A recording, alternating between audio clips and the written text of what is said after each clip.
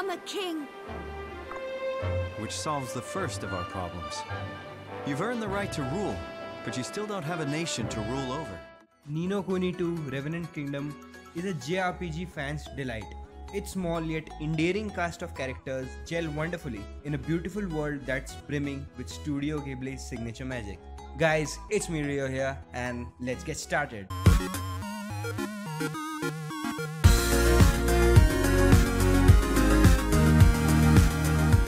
Well, it feels like an experience you'd expect from a classic Final Fantasy. It's like a playable anime in each and every sense of the word, with level 5 one of the best of its classes. Ni no Kuni II tells the story of even Petty Whisker Tildrum. Hear me out, it's a freaking awesome name for a protagonist. Even Petty Whisker Tildrum, the young king of Ding Dong Bell, yeah, you heard me right, Ding Dong Bell, who wishes to create a land in which everyone can live happily ever after. Of course, this is easier said than done. Yeah, you guessed it right. If you didn't play with the previous title, you don't have to worry actually. This is a fresh tale, so prior knowledge isn't actually required. After being dethroned and subjected to mutiny, even teams up with the otherworldly Roland and Sky Pirate Tanny to travel the world and start anew. Well, the game does a good job of creating a sense of empathy towards Evan and company as they strive to do what's right. Well, I played mostly the full game because it is a huge game. I couldn't actually complete the game, but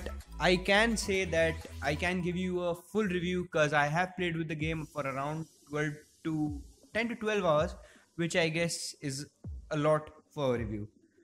Well, it provides both a solid glimpse at the experience that, well, it follows a relatively archaic JRPG formula in its mixture of battles, exploration and cutscenes, but executes them with such finesse that it's hard to fault. Chapter 3 is a venture into the extravagant city of Goldpaw, an unusual mix of neon lights, tight streets and traditional Eastern architecture.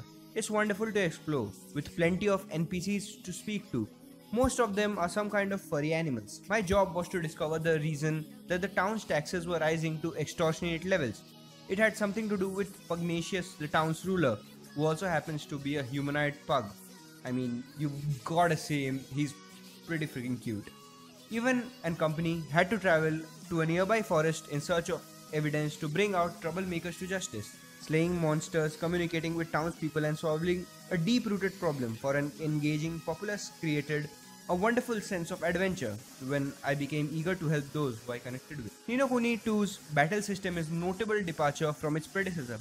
It abandons the familiar mechanics in favor of creatures known as Higgle dice. These fluorescent beings follow Evan around in a fight and provide area of effect buffs and special attacks that can devastate most enemies. In a nutshell, it's now far from Tales than Pokemon. They can also be customized with 4 variations of these buffs at any given time. The same goes for Evan and his friend's skills, which can also be a combination of physical, elemental and ranged attacks. Evan, Tanny and Ronald hold up to 3 weapons at any given choice. Outfitted with special properties, you'll need to cater your loadout to conquer these enemies. Sadly, well, there are tons of customizations, but most of them are kinda altered, I can say. You even get unlockable outfits, for which I'm a sucker, and you're free to switch between all party members with the touch of a button. While you'll have to wait a brief of loading screen to reach the battlefield when exploring the overworld, dungeons, and you can walk seamlessly into encounters. JRPG random encounters are often a chore. JRPG random encounters are often a chore when you're trying to progress through a quest, and Ni no Kuni II lets you skip them entirely. Only rare, higher level enemies are likely to charge towards looking for a fight. While Chapter 3 focuses predominantly on showcasing Ni no Kuni II's combat and personality, Chapter 4 is also about the kingdom building. Well, you can bring new friends to the kingdom of Evermore, which seems to represent a large chunk of Ni no Kuni II's side quests. You'll be told about a particularly talented individual or stumble across lost souls in larger cities who lack a place of belonging. It's clear Ni no Kuni II has been crafted with kingdom management in mind, and it pays off for the most part. I just hope there's enough depth here to last so that I can assume that it's fairly substantial JRPG. Skirmish battles is another important aspect of managing your kingdom. Not everyone gets along, so you'll have to participate in a few large conflicts to keep things rolling. Well, I'll be honest, I am already, a bit of smitten with Ni no Kuni II Revenant Kingdom. Its narrative and mechanical foundations feel strong enough to support an experience that could last like around even 40 to 50 hours, I can fully say. Well, although questionable blemishes such as kingdom battle and somewhat trivial battles may turn off some more hardcore players. So what do I think about this game? Yeah, you should really go for this game if you love JRPGs, if you have lots of time to spare. So yeah, you should buy this game.